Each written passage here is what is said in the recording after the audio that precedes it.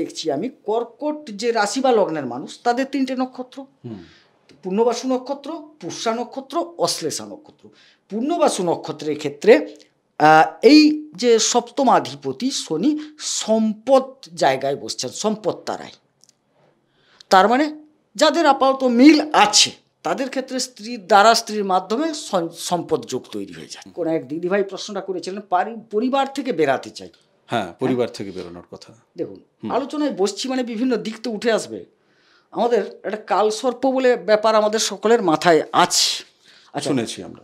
বলে রাখি, যদিও একদম যেটা বৈদিক জ্যোতিষশাস্ত্রে কালসর্প শব্দটাকে খুব একটা মান্যতা দেওয়া হয়নি। কিন্তু নমস্কার, আজকের মূল এপিসোড শুরু করার আগে একটা খুশির খবর আপনাকে জানাতে চাই। আপনি যদি পার্ট টাইম কাজ করতে চান, নারী কিংবা পুরুষ যাই হন না কেন, আপনি গ্রামে থাকেন অথবা আপনি শহরে থাকেন, আপনি ভাবছিলেন যে প্রোডাক্ট বিক্রি না করে যদি কোনো পার্ট টাইম কাজ করা যায় এবং যেখান থেকে রোজগার করা যাবে। হ্যাঁ, এইরকমই কাজ, স্কুল প্রজেক্টের কাজ। আপনি আপনার আশেপাশে থাকা সরকারি এবং বেসরকারি মিলিয়ে 5টি স্কুলের নাম আপনি আমাকে লিখে পাঠান, যে স্কুলগুলোতে আপনি যেতে পারবেন নিজে থেকে। কেমন? আপনি আপনার নাম লিখবেন, আপনার ঠিকানা দেবেন, আপনার আশেপাশে 5টা স্কুলের নাম লিখবেন, লিখে কেবলমাত্র আমাকে হোয়াটসঅ্যাপ করুন 9051293305 এই নাম্বারে। আসুন আজকের মূল এপিসোড শুরু করা যাক। নমস্কার, নর্মদে হর। শিবকন্যা মা নর্মদাকে প্রণাম জানিয়ে আজকের এই এপিসোড শুরু হচ্ছে। কর্কট রাশি এবং কর্কট লগ্নে যারা জাতক জাতিকা আছেন, আপনাদের জীবনে এই জুন মাসে কি ঘটতে চলেছে সেই নিয়ে আমরা কথা বলবো। বিগত যে সমস্ত এপিসোডগুলো হয়েছে সেই জায়গা থেকে আপনারা যে কমেন্টগুলো করেছেন সেই কমেন্ট আজকের এই এপিসোডে আমরা নেব।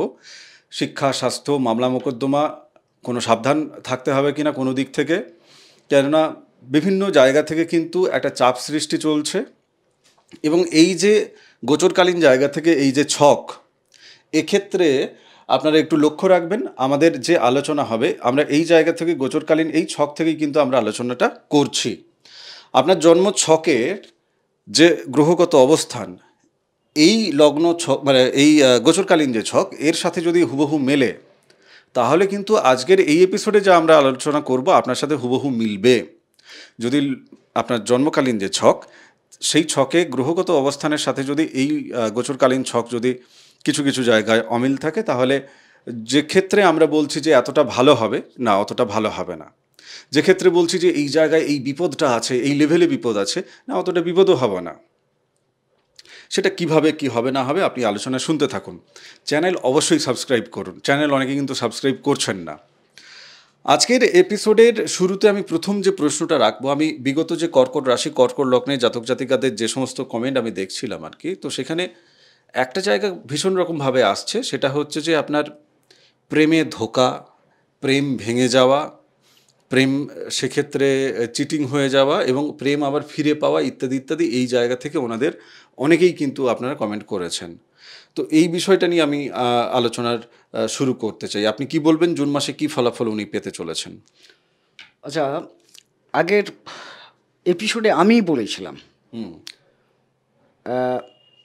দেখুন প্রেমের জায়গাটা খুব একটা ভালো এখনও যাচ্ছে না। আচ্ছা, এখনও যাচ্ছে না। মঙ্গল দ্বাদশে ছিলেন, তারপর আপনার কর্কট রাশিতে এলেন, আবার মানে অনেকটা উঠাপড়া হয়েছে মঙ্গল নিয়ে।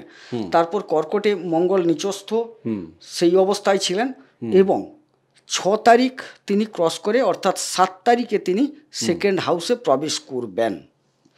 আপাতত 7 তারিখ থেকে বেশ কিছুটা প্রেমে একটা উন্নতি পরিলক্ষিত হচ্ছে। প্রেমের ক্ষেত্রে বেশ কিছুটা উন্নতি দেখা যাবে। এর আগে কিন্তু কোনো উন্নতি দেখছি না প্রেমের ক্ষেত্রে। যেমন ধরুন, আমি পরপর দুটো কমেন্ট আমি যদি দেখি যে আপনি একদমই ঠিক বলেছেন। কাউকে বিশ্বাস করে যখন কিছু করেছি তখন তারা আমায় ধোঁকা দিয়ে গেছে। প্রিয় মানুষগুলোকে যাদের সবচেয়ে কাছের মনে করি, তারাই সবার আগে ধোঁকা দিয়ে ছেড়ে চলে যায়। তো পরিবারের লোকজন তো ছেড়ে চলে যাবে না, প্রেমের জায়গা থেকে ছেড়ে চলে যেতে পারে, বিবাহিত জীবনের জায়গা থেকে ছেড়ে চলে যেতে পারে। ভালো সময়ে সবাই পাশে থাকে, কিন্তু খারাপ সময়ে যে মানুষকে পাশে চাই সেই মানুষ সবার আগে সরে যায়। আরেকজন লিখেছে যে পার্টনার, যাই হোক, আরেকটু বাজে শব্দ উনি বলেছেন, আমার শত্রু স্বামী আর কেউ না, আমার গয়না বিক্রি করে দিয়েছে। উনি লিখছেন যে আমার সংসার শেষ হয়ে গেছে, আমি নিঃস্ব হয়ে গেছি, ইত্যাদি ইত্যাদি। তো এই জায়গা থেকে আপনি তো প্রেমের জায়গা থেকে আপনি উত্তরটা রাখলেন। আমি বিবাহিত জীবনের ক্ষেত্রে কি সমীকরণ চলছে এখন এবং কি হতে চলেছে জুন মাসে? এখন সপ্তমপতি, কর্কট রাশি বা লগ্নের সপ্তমপতি শনি, তিনি নবমে গেছেন এবং স্বনক্ষত্রে বসেছেন। বেশ। আচ্ছা, তাইলে স্বনক্ষত্রে বসার মানে তিনি স্বমহিমায় থাকবেন, একদম কথাটা বুঝুন।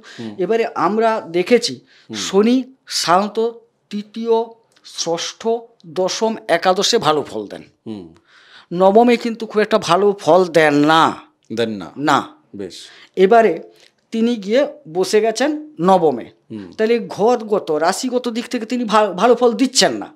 বাকি আমাদের বিবেচনা করতে হবে যে নক্ষত্রগত দিক থেকে, অর্থাৎ তিনি তো গেলেন কোন রুমে বসলেন, তিনটে নক্ষত্র আমাদের পূর্বা ভাদ্রপদ, তারপর চলে আসছে কি উত্তর ভাদ্রপদ, তারপর রেবতী। এবারে দেখা গেল উনি উত্তর ভাদ্রপদ নক্ষত্রে বসেছে নিজের ঘরে, তাইলে মহিমা তো আরও স্বরূপ দেখাবেন। এক, তবে পূর্ণবাসু নক্ষত্র এখানে এবারে দেখছি আমি কর্কট যে রাশি বা লগ্নের মানুষ তাদের তিনটে নক্ষত্র, পূর্ণবাসু নক্ষত্র, পুষ্যা নক্ষত্র, অশ্লেষা নক্ষত্র। পূর্ণবাসু নক্ষত্রের ক্ষেত্রে এই যে সপ্তমাধিপতি শনি সম্পদ জায়গায় বসছেন, সম্পদ তারায়, তার মানে যাদের আপাতত মিল আছে তাদের ক্ষেত্রে স্ত্রীর মাধ্যমে সম্পদ যোগ তৈরি হয়ে যাচ্ছে। আচ্ছা। আর আপনার প্রশ্ন ছিল যে ডিভোর্স সংক্রান্ত, সমস্যা সংক্রান্ত, না, সমস্যা সংক্রান্ত বিষয়টাই কিন্তু খুব একটা নিরসনের জায়গা নেই, বরং সেটা ওই রকমই থাকবে, মানে একই অবস্থায় থাকছে। আচ্ছা। এবারে মঙ্গল কিছুটা সাপোর্টেড হবে, সেটা আলাদা জিনিস, কিন্তু সেটার সাথে এর কোনো সম্পর্ক দেখছি না, কারণ ওটা তো প্রেমের ক্ষেত্র নয়, এটা বিবাহের ক্ষেত্র যেহেতু। বেশ। ধরুন এই যে জমি জমা সংক্রান্ত যে সমস্ত মামলা, আমি মামলার ক্ষেত্রে যেহেতু আছি মামলাটা একসাথে আলোচনা করে নিই। জমি জমা সংক্রান্ত যাদের মামলা মোকদ্দমা বা চাইছে না মামলা মোকদ্দমা করতে, কিন্তু বাধ্য হচ্ছে, বিপরীত পক্ষ আলোচনায় মিটিয়ে নিতে চাইছে না, তো সেক্ষেত্রে মামলা মোকদ্দমার দিকে যাওয়াটা ঠিক হবে কিনা, বা যাদের মামলা মোকদ্দমা চলছে তাদের ফলাফল কোন দিকে যেতে চলেছে? একটা কথা হচ্ছে মঙ্গল 6 তারিখের পর 7 তারিখ তিনি সেকেন্ড হাউসে প্রবেশ করছেন। আচ্ছা, তিনি নিচস্থ ছিলেন, একটু ভালো জায়গায় যাচ্ছেন, আপাতত ভালো বলবো, কারণ অগ্নিতত্ত্বের কারক গ্রহ, তিনি অগ্নিতত্ত্বে প্রবেশ করছেন, যদিও পঞ্চম স্থল কিন্তু এর অগ্নিতত্ত্বের নয়, আর চতুর্থ স্থল হচ্ছে জমি জমা, আমরা আলোচনা করছি। এবারে এর অধিপতি তো দশমে বসছেন এবং মঙ্গলের রাশিতে বসছেন, মঙ্গল সেকেন্ড হাউসে আসছেন, অতএব সুতরাং দেখা যাচ্ছে যে না, জমি জমা সংক্রান্ত বিষয়গুলোয় যাদের মোকদ্দমা চলছে তাদের ক্ষেত্রে কিছুটা আশানুরূপ ফল পাবেন, তারা। নেক্সট আমি একটা কমেন্ট নিয়ে নিই। রুম্পা ঘোষ তিনি লিখছেন যে আমার তো একটা প্রবলেম না মিটতে মিটতে অন্য আরেকটা প্রবলেম এসে যাচ্ছে, হাজির হচ্ছে, সংসার থেকে বেরোতে পারলে বাঁচি। তো এই যে ব্যাপারটা সাংসারিক যে ঝামেলা, মানে ধরুন এক্ষেত্রে স্বামী স্ত্রীর মধ্যে যে ঝামেলা, বাকি জায়গা থেকেও বাকি যারা আছে পরিবারে তাদের মধ্যে একটা ঝামেলা, তাদের থেকে উনি এমন একটা ফিল করছেন যে যেন দমবন্ধ অবস্থা। তো এই যে সিচুয়েশান, এই সিচুয়েশানে সংসার থেকে বেরিয়ে গেলে আবার মানে জোড়া লাগানোটা কি সম্ভব? এই যে দশা অন্তর্দশা যেটা চলছে, সেই থেকে কি সিদ্ধান্ত নেওয়া উচিত হবে? মানে যদিও আমরা জন্মছক দেখিনি ওনার। ঘটনাটা হচ্ছে এই জায়গাটায় অনেকগুলো প্রশ্ন দাঁড়িয়ে যায়। সংসার থেকে বেরিয়ে যাওয়া মানে স্বামীর সাথে মতান্তর না পরিবারের সাথে মতান্তর, কথাটা খুব বুঝবেন। হ্যাঁ, অনেক সময় স্বামী ভালো, পরিবারের সাথে মনোমালিন্য, স্বামীকে পরামর্শ দিচ্ছি চলো এখানে তো আমাদের ঠিক পটে উঠছে না, বাকি সবাই থাকতে দিচ্ছে না, টিকতে দিচ্ছে না, চলো অন্য কোথাও দুজনে থাকি, এটা একটা দিক আছে। আবার স্বামীর সাথে সম্পর্ক খারাপ, সেই জন্য আমি সংসার থেকে বেরোতে চাইছি, সেটা একটা আলাদা মার্গ। এখানে যদি পরিবারের মানুষজনের দ্বারা কেউ মনে করেন আহত হচ্ছেন, সেক্ষেত্রে বলবো এখানকার অধিপতি হচ্ছেন শুক্র, শুক্র দশমে বসে সরাসরি তিনি দৃষ্টি রেখেছেন, সুতরাং শুভ ফল পাওয়ার কথা গোচর অনুসারে। কিন্তু আপনি যদি না পেয়ে থাকেন, আপনার চতুর্থাধিপতি অর্থাৎ যদি আপনি লগ্ন বা রাশি কর্কট হয়ে থাকে, শুক্রের অবস্থান কিন্তু ভালো নয়, হয় ভালো নক্ষত্র পাননি, ভালো ঘর পাননি, ভালো ডিগ্রি পাননি, ভালো দৃষ্টি পড়েনি, যে কোনো কারণে খারাপ আছে। তবে এখানে দেখা যাচ্ছে যে মোটামুটি খুব একটা খারাপ যাওয়ার কথা নয়, আপনার পারিবারিক শান্তি থাকার কথা। এবারে না থাকলে আপনাকে বিবেচনা করতে হবে আপনার কুণ্ডলী অতীব খারাপ জায়গায় আছে। বেশ, এটা গেল। একজন লিখছেন যে কোঅপারেটিভ ব্যাংকে টাকা ফেঁসে আছে, আমি কি করে পাবো? আচ্ছা, তারপরে দেখুন এই যে ঋণের ব্যাপার নিয়েও কিন্তু সেক্ষেত্রে কমেন্ট আছে যে খুব দেনায় ডুবে আছি, যন্ত্রণার মধ্যে আছি, টিঙ্কু দাশগুপ্ত তিনি এটা লিখেছেন।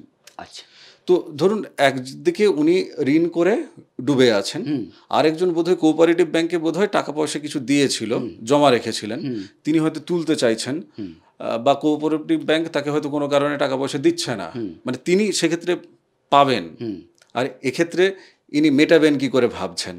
এই যে দেনা পাওনার জায়গা থেকে জুন মাস কি বলছে? আচ্ছা, দুটো জিনিসকে গুলিয়ে ফেলা হলো। প্রথমে সঞ্চয়ের জায়গাটা বলি, যিনি জমা রেখেছেন কোঅপারেটিভে, ঠিক, সেক্ষেত্রে একটা সময় কিন্তু আপনার ভালো আসছে 7 তারিখ থেকে। আচ্ছা আচ্ছা, দ্বিতীয় ঘরে কেতু আর মঙ্গল বসে গেছে। আচ্ছা, মানে 7 তারিখ থেকে মঙ্গল আসছে, কেতু কিন্তু আছে, কনফিউশন একটা থাকবে, অবশ্যই থাকবে, সেটা না বলছি না। কিন্তু এর অধিপতি, দ্বিতীয় হাউসের অধিপতি রবি 15 তারিখ পর্যন্ত কিন্তু একাদশে, তারপর আবার দ্বাদশে তিনি চলে আসছেন, মানে জুন মাসের 15 তারিখ পর্যন্ত। হ্যাঁ, আমি যা বলবো জুনের তারিখ বলছি। বেশ বেশ। তাইলে এই 15 তারিখের আগে তিনি একটা সুফল পেতে চলেছেন। আবার বলি 7 তারিখ থেকে 15 তারিখ যদি দেখা গেলো না পায়, তাইলে তার জন্মকুণ্ডলী বিচার করানো খুব জরুরি। খুব গোচর বলছি, গোচর যেটা বলছে আমি সেটা বলছি। মানে গোচরের ফল যদি আপনি পেয়ে যান তাহলে দেখানো, কারণ আপনার সঞ্চয় স্থলের অধিপতি একাদশে বসে আছেন, মানে সেক্ষেত্রে অবশ্যই ভালো ফল পাবে। আচ্ছা, এবারে আপনার লগ্নে মঙ্গল নিচস্থ ছিল, তিনি ঢুকে যাচ্ছেন সেকেন্ড হাউস, সঞ্চয়ের জায়গা সেকেন্ড হাউস, তিনি ভালো জায়গায় আসছেন, ভালো নক্ষত্র পাচ্ছেন, কেতুও বসে আছেন, ভালো নক্ষত্রে আছেন। আবার কিছু কেতু একটু অসন্তোষ হয়তো থামিয়ে রাখা এগুলো করবে, কিন্তু একটা শুভ ফল পাওয়ার সম্ভাবনা দেখা যাচ্ছে।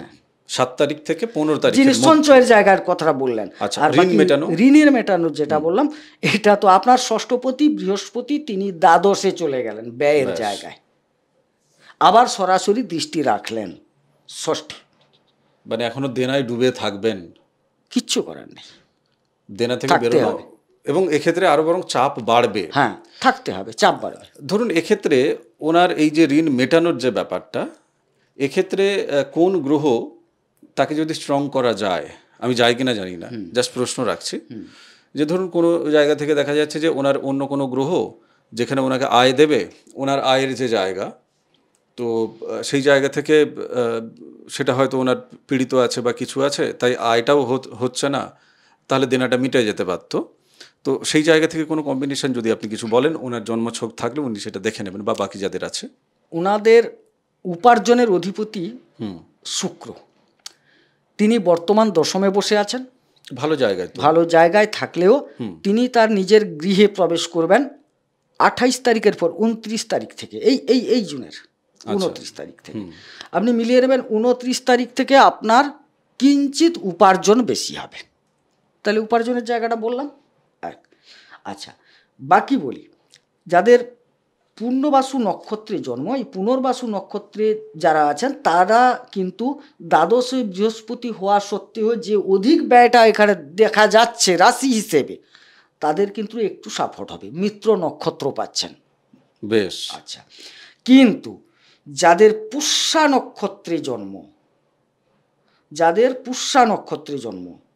তাদের বলবো খুব সাবধান, এই বৃহস্পতি আপনাদের ক্ষেত্রে কিন্তু খুব ক্ষতিকারক। আচ্ছা, এক্ষেত্রে একটা প্রশ্ন আসছে যে যেমন ধরুন 29 তারিখের পর, 29শে জুনের পর ওনার আয়ের জায়গাটা আমি ধরে নিচ্ছি বাড়লো, হ্যাঁ, দেনার জায়গায় আছে।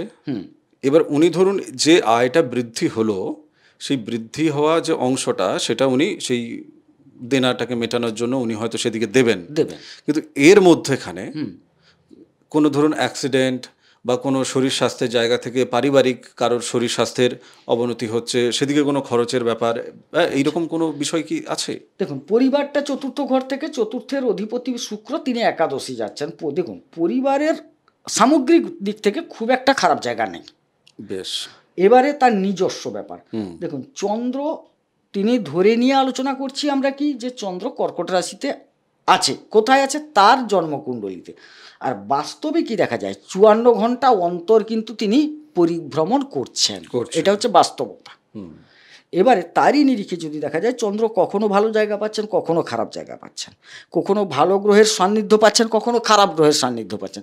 সুতরাং দেখবেন এই কর্কট রাশির জাতক জাতিকাদের না মনটা ক্ষণভঙ্গুর, মানে খুব খুব আবেগ, এই হলো না, এই পেলাম না, আবেগে ভাসে সবসময়, মনটা অহরহ চেঞ্জ হয় এদের। সেই কারণে একটা মানসিক ব্যাপারটা যদি ঠিক না থাকে তাহলে তো মুশকিল ব্যাপার না। তো এক্ষেত্রে দেখা যাচ্ছে যে হ্যাঁ, পারিবারিক ক্ষেত্রটা যেটা সেটা কিন্তু খারাপ নয়, আর ব্যক্তিগত ক্ষেত্রটা আপনি কিছু গোপনে কিন্তু আপনার আসার সম্ভাবনা আছে। টাকা পয়সা, হ্যাঁ, কিছুটা সঞ্চয়ের জায়গাটা কিছুটা হওয়ার সম্ভাবনা, কারণ পঞ্চমপতি মঙ্গল তিনি দ্বিতীয় যাচ্ছেন এবং দশমপতি, পঞ্চম আর দশমের অধিপতি দ্বিতীয় যাওয়া মানে তো কিছুটা কাজকর্ম হোক বা সফলতার দিক থেকে পঞ্চম একটা ভালো জায়গা, সাফল্যের জায়গা, সেখান থেকে যেহেতু তিনি দ্বিতীয় যাচ্ছেন এবং নক্ষত্র ভালো পেয়েছেন, খুব একটা খারাপ নয়। আর কেতুর সান্নিধ্য পেয়েছেন, মঙ্গল কেতুর কোনো শত্রুতা নেই, সান্নিধ্য পেয়েছেন, সেখানে দেখা যাবে কিছুটা সঞ্চয় গোপনে হলেও হতে পারে, হওয়ার সম্ভাবনাটা বেশি। এবং সেই জায়গা থেকে আপনি জোর করে নিজের মনের বিরুদ্ধে যখন ফ্ল্যাকচুয়েট হচ্ছে যে না ঠিক আছে 2 দিন পরে দিয়ে দেবো, না এক্ষুনি দিন, দেনায় জর্জরিত আছেন এক্ষুনি দিন, না চাইতে আসেনি, চাইতে এলে দেব না, এসছিল তো গালাগালি করতে, নিজে থেকে যান, গিয়ে দিতে শুরু করুন, খাতাটা খোলা শুরু হোক। আই থিঙ্ক সেই শুরুটা হলে না মানে আপনার জায়গা থেকে আপনি একটা সময় ওখান থেকে বেরিয়ে আসতে পারবেন। সেই জায়গা থেকে আপনার মানসিক এই যে পীড়াটা, যে যন্ত্রণাটা, যে জায়গা থেকে আপনি কমেন্ট বক্সে লিখেছেন, আপনি বেরোতে পারবেন ওখানে। আচ্ছা, আরও একটা মজার জিনিস আমরা আগে আলোচনাটা করছিলাম, খুব গুরুত্বপূর্ণ। কোনো এক দিদিভাই প্রশ্নটা করেছিলেন, পরিবার থেকে বেরাতে চাই। হ্যাঁ, পরিবার থেকে বেরোনোর কথা। দেখুন, আলোচনায় বসছি মানে বিভিন্ন দিক তো উঠে আসবে। আমাদের একটা কালসর্প বলে ব্যাপার আমাদের সকলের মাথায় আছে, আচ্ছা শুনেছি আমরা, বলে রাখি, যদিও একদম যেটা বৈদিক জ্যোতিষশাস্ত্রে কালসর্প শব্দটাকে খুব একটা মান্যতা দেওয়া হয়নি, কিন্তু আবার লাল কিতাবে যথেষ্ট মান্যতা দেওয়া হয়েছে। দুটোই কিন্তু খুব স্তম্ভ, বৈদিক জ্যোতিষটাও স্তম্ভ, লাল কিতাবও কিন্তু একটা স্তম্ভ জ্যোতিষশাস্ত্রে, সেখানে মান্যতা দেওয়া হয়েছে। তাই সেই মান্যতাকে মাথায় রেখে আমি বলছি, দেখুন এই মুহূর্তে গোচরে একটা কালসর্প যোগ তৈরি হয়ে গেছে। এর ফলে কর্কট রাশি লগ্নের মানুষের কি এফেক্ট পড়ছে সেটাই কথা। দেখুন এইখানে কেতু আর রাহু যে বসে আছে, তার একদিকে কোনো গ্রহ নেই, না বোঝা গেল। কর্কট রাশির ক্ষেত্রে কি করবে না, কালসর্পটা, এই যে কালসর্পটা তৈরি হয়েছে না, এটা কিন্তু দেখুন, এটা আবার জ্যোতিষরা এর বিরুদ্ধে আচরণ করে, তো লগ্ন বা রাশি নিয়ে আলোচনা হয় এখানে কেন না, ঘটনাটা ঘটে গেছে বলে বলছি। একদম তাই, যে যাদের এই জিনিসটা আছে, থাকতে তো পারে কারুর, সেখানে কি হয়, এটাকে বলা হয় কর্কেতিক কালসর্প। আচ্ছা, পারিবারিক অশান্তি এবং স্বাস্থ্যের অবনতি এর মূল একদম কারণ, মানে এটা হবে এই পজিশনে কর্কট রাশির ক্ষেত্রে, এই যে অবস্থানের ভিত্তিতে, মানে অষ্টমে রাহু, দ্বিতীয় কেতু, এই বসলে এই কালসর্পটা আসে, যাদের আছে তাদের ক্ষেত্রে তো একদম পোয়া 12, মানে মিলে গেল এটা। তার মানে এই অশান্তিগুলো একদম প্রকট হয়ে উঠবে তাদের ক্ষেত্রে। এই যে ধরুন একজন লিখছে যে আমার গয়না বিক্রি হয়ে গেছে, তো তার মানে কি তার জমানো যে সম্পদ সেই জায়গাটা তার বিক্রি হয়ে গেছে। অনেকের ক্ষেত্রে এটা দেখা যাবে যে তাদের জমানো যে সমস্ত টাকা যেগুলো ছিল সেই জায়গাগুলো তাদের বিক্রি হয়ে যাচ্ছে, হয়ে যাচ্ছে। মনে হয় দিদিভাই প্রশ্নটা করেছেন, দিদিভাইও প্রশ্ন করেছেন, আরো অনেকেরই প্রশ্ন আছে। আরো সাবধান থাকুন, আপনার সম্পদের অধিপতি গ্রহ রবি, তিনি আবার দ্বাদশে ঢুকছেন, তার মানে আরো সাবধান থাকা উচিত আপনার। আচ্ছা ধরুন, আচ্ছা আমি একটু বিবাহিত দিকে যে ব্যাপারগুলো নিয়ে আলোচনা করেছি এখনো পর্যন্ত, আমি একটু মনে করিয়ে দিই। প্রেম, বিবাহ, মামলা মোকদ্দমা, জায়গা জমি ইত্যাদি নিয়ে আমাদের আলোচনা হয়েছে, ঋণ নিয়েও আলোচনা হলো, এবং পরপর ঝামেলা যেগুলো চলছে তারও আপনারা উত্তর পেয়ে গেলেন। অ্যাক্সিডেন্ট বা ইত্যাদি জায়গা থেকে একটু যদি ডিটেলস আর একটু যদি বলেন। ষষ্ঠপতি দ্বাদশে গেছে, সাবধান থাকতেই হবে। রোগ, রিপু, ঋণ, শত্রু ইত্যাদির কারণে একটা যোগ তৈরি হয়ে যাবে। আচ্ছা, এখান থেকে আর অষ্টমে রাহু বসে আছে, মাথায় আঘাত লাগার সম্ভাবনা প্রচুর দেখা যাচ্ছে, পতনজনিত কারণে সমস্যা তৈরি হবে, এটা কিন্তু দেখা যাচ্ছে। এবার যার ফলে দেখা যাচ্ছে যে বিভিন্ন দিক থেকে ওনাদের কিন্তু অপচয় খরচের জায়গা বিভিন্ন দিক থেকে আঘাতজনিত কারণে হতে পারে, আঘাত মানেই অ্যাক্সিডেন্ট, এবং মাথাটাকে আরো বেশি প্রেফার করলাম এখানে, যে মাথাটায় হওয়ার সম্ভাবনা বেশি, তার মানে গা পায়ে লাগবে না বলছি না, হ্যাঁ সেখানে একটা সমস্যা, প্লাস অন্যান্য শত্রুতা থেকেও খরচ হতে পারে, মালি মোকদ্দমা থেকেও খরচ হতে পারে, দেখা যাচ্ছে এগুলো গোচরকালীন জায়গা থেকে এর কিন্তু একটা সম্ভাবনা দেখা যাচ্ছে, সাবধানে থাকবেন। আমি একটা কমেন্ট দেখলাম যেটা দেখে আমার খুব খারাপ লাগছে, যে একজন লিখেছেন, যে নন্দিতা রয়, তিনি লিখেছেন যে কর্কট রাশি মাকে অপমান করতে ছাড়ে না, বা কেউ যদি করে তাকেও প্রশ্রয় দেয়। কর্কট রাশির মানুষ তার মায়ের সাথে তার যে এই যে সম্পর্কে যে জায়গাটা উনি লিখেছেন, এটা তো এই মানে দোষ জাতক বা জাতিকার মধ্যে কখন আসে, যখন কর্কট রাশির ক্ষেত্রে তার গ্রহগত অবস্থান কি আছে? আমি অবাক হয়ে গেলাম প্রশ্ন। হ্যাঁ, মানে কর্কট রাশির নর্মালি তার মায়ের সাথে সম্পর্কের জায়গাটা খুব ভালোই থাকে। শুনুন, কর্কট রাশির যারা জাতক হয় না, ঠিক, তারা মাকে বেশি আশ্রয় করে চলে, মায়ের সাথে বেশি লাগায়, মাকে বেশি বকাবকি করবে, আবার 2 ঘন্টা মাকে না পেলে তারা কিন্তু যেন অন্ধকার দেখছে, এটা কর্কট রাশির ক্ষেত্রে, এবং আমি বাস্তবভাবে এটা মূল্যায়ন করে দেখেছি। মাকে বকবে, তরকারি ভালো হয়নি, তুমি জামাটা কেচে দাওনি, বিভিন্ন দিক থেকে দোষী সাব্যস্ত করবে, বকছে, ঠিক বলেছেন। কিন্তু এই কর্কট রাশির জাতক বা জাতিকা মা ছাড়াও অন্ধকার। হ্যাঁ, মানে উনি যে এই যে পরেরটা যেটা হচ্ছে, যে মাকে অপমান করছে, ছাড়ে না, কিন্তু কেউ মানে যদি অপমান করে তাকে প্রশ্রয় দেয় না। দেখুন, ঘটনা হচ্ছে যে সেক্ষেত্রে তাহলে তার লগ্ন ছক, মানে জন্ম ছক, সেক্ষেত্রে কি ত্রুটি থাকলে পরে এই যে ব্যতিক্রমী গ্রহণযোগ, গুরুচণ্ডালী যোগ, এগুলো নিশ্চিত আছে কোনো একটা জায়গায়। না হলে গুরুচণ্ডালী না হলে উগ্র হবে না, বাজে কথা বলবে না, অপমান মানে তো বাজে কথা, অবশ্যই। হ্যাঁ, আর গ্রহণযোগ থাকলে কি হবে বলো তো, হট করে রেগে যাবে, হ্যাঁ, মানে বিবিধ খারাপ জায়গাগুলো চলে আসবে। তাহলে গুরুচণ্ডালী যোগ আছে নিশ্চিত, বা আছে, বা কোনো দৃষ্টি খারাপ পড়ে আছে, কিছু একটা খারাপ আছে। না হলে কর্কট রাশির দেখুন, কর্কট রাশিটা কালপুরুষ চক্রের 4র্থ ঘর, মায়ের জায়গা, আর তার অধিপতি চন্দ্র মায়ের জায়গা, তাহলে দুটো তো মিলে গেল ওই জায়গাটায়, তবে তো কর্কট রাশি হলো, হ্যাঁ। এবার সেই জায়গাটায় আপনাকে ভাবতে হবে যে কিছু একটা অবশ্যই প্রবলেম হচ্ছে, কোষ্ঠীতে কিছু একটা প্রবলেম আছে, না হলে কিন্তু এই সমস্যা আসবে। সুপ্রিয় সেনগুপ্ত লিখেছেন ফোন করব না, না দেখুন, স্ক্রিনে লেখা আছে যে আপনারা হোয়াটসঅ্যাপ করবেন। যারা ফোন করছেন তারা ফোনে পাবেন না, ফোন ধরা হয় না, ফোন সারাদিন আসতে থাকে, আপনারা ফোন করেন। ফোন কেন করেন? আপনি হোয়াটসঅ্যাপে লিখুন, হোয়াটসঅ্যাপ অনেক সহজ ব্যাপার। আমার ক্ষেত্রে আপনাদের সাথে কমিউনিকেট করতে হোয়াটসঅ্যাপ অনেক সহজ ব্যাপার। আর এমনিতেও আপনার জ্যোতিষ বিচারের ক্ষেত্রে আপনি যে আপনার নাম, আপনার জন্ম তারিখ, জন্ম সময়, জন্মস্থান, জন্মবার, বা যাদের এগুলো নেই তারা হাতের ছবি দেবে, ফোনে ফোনে হাতের ছবি দেবেন, আপনাকে তো হোয়াটসঅ্যাপ ব্যবহার করতে হবে।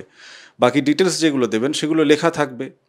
এমন নয় যে ফোন করলেন, ফোন ধরে এদিকে আপনি বলছেন আর আপনাকে এদিক থেকে উত্তর দেওয়া হচ্ছে, তা তো নয়। বিচার প্রক্রিয়া করতে হবে, গণনা করতে সময় লাগে, এবং আপনাকে ফিজও দিতে হবে। প্রত্যেকে হোয়াটসঅ্যাপ করবেন যার মনে হচ্ছে যে হ্যাঁ আপনি যোগাযোগ করতে চাইছেন, দেখাতে চাইছেন। আমাদের কোনো চেম্বার নেই, যা হয় সব ফোনে ফোনে হয়, আজ পর্যন্ত তাই হচ্ছে। কয়েক হাজার মানুষ এভাবেই তারা কিন্তু তাদের ভাগ্য গণনা তারা করেছেন। আমি একেবারে শেষের প্রসঙ্গে চলে যাই। আধ্যাত্মিক দিকে কর্কট রাশি, কর্কট লগ্নের মানুষ যারা আছেন তাদের এখনকার যে গতি বা প্রকৃতি সেটা ঠিক কেমন? ধাক্কার চোটে বাপ্পা বলা।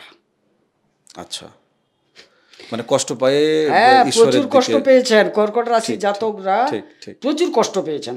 এবার এই কষ্ট পেতে পেতে পেতে পেতে ধাক্কা খেতে খেতে এবারে বাপ্পা বলা। এবার দেখুন, বৃহস্পতি দ্বাদশে যাচ্ছেন। আচ্ছা, এখানে মনে হয় একটু ভুল বার্তা যাবে, কতগুলো জিনিস বোঝার দরকার আছে। দ্বাদশ মোক্ষস্থল, মাইক্রোফোন, হ্যাঁ, দ্বাদশ মোক্ষস্থল।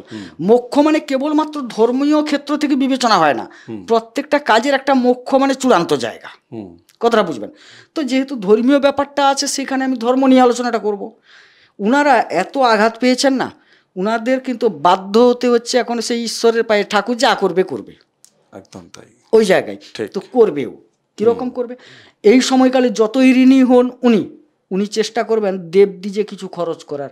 হয়তো তার ক্ষমতাটা 5,000 টাকার নেই, 500 টাকার নেই, উনার ইচ্ছে হবে 5 টাকার একটু আপাতত বাতাসা, একটা ধূপ প্যাকেট মন্দিরে দিয়ে আসি। উনার এখন আসবে, মানে খরচের দিক বললাম। এবারে মানসিকতার দিকটা কিন্তু তো হচ্ছে, তো পরিবর্তন চন্দ্রের ব্যাপারটা আসছে। হ্যাঁ, পরিবর্তন আসবে, কিন্তু বৃহস্পতি যেহেতু গিয়ে বসে গেছে ওখানে, কিন্তু তাকে একটু বাধ্য করাবে যে তুমি বসো, শান্ত হও, শান্ত হও, ঠিক মুখ্যের জায়গায় আসো। হ্যাঁ, ঠিক। এইখানটায় আজকের এই এপিসোডে আমি সেই শান্ত হওয়ার জায়গা থেকে আপনার কাছে অনুরোধ রাখবো, তপভূমি নর্মদা এই নামে আমার এই চ্যানেলে একটা অডিও সিরিজ আছে, 365 এপিসোড, মা নর্মদার মাহাত্ম্য কথা আছে। আমি এপিসোডের শুরুতে মা নর্মদার নাম বলেছি, যারা নতুন একেবারে তাদের জন্য এতটা ডিটেলসে বলছি প্রত্যেকটা এপিসোডেই। আপনি মা নর্মদার যে মাহাত্ম্য কথা, তপভূমি নর্মদা অডিও সিরিজ আপনি শুনুন, আপনার ভেতর কিন্তু একটা স্রোত চলতে শুরু করবে। ভোলে বাবার কৃপা এবং মা নর্মদার কৃপায় আপনি শান্ত হবেন। পরিস্থিতি কি চলছে না চলছে আপনি সেগুলো আরও ভালোভাবে নিজে থেকে উপলব্ধি করতে পারবেন, এবং আশা করব যে আপনি সঠিক সিদ্ধান্ত নেবেন। আপনার জীবনে যে সমস্ত সমস্যাগুলো চলছে সেই সমস্ত সমস্যাগুলো দূর হয়ে যাক, এটাই হচ্ছে আমার তরফ থেকে চাওয়া পাওয়া, এবং ওনার তরফ থেকেও। বাকি যাদের মনে হচ্ছে যে না, নিজের চেষ্টায় হচ্ছে না, জন্মছক দেখাতে হবে, প্রতিকার নিতে হবে, তাহলে বোধহয় হবে, হোয়াটসঅ্যাপ করবেন। চ্যানেল সাবস্ক্রাইব করুন, বাকিদের সাথে ভিডিও শেয়ার করুন। আগামী এপিসোডে আবার দেখা হচ্ছে আপনার সাথে। নমস্কার। নর্মদে হার।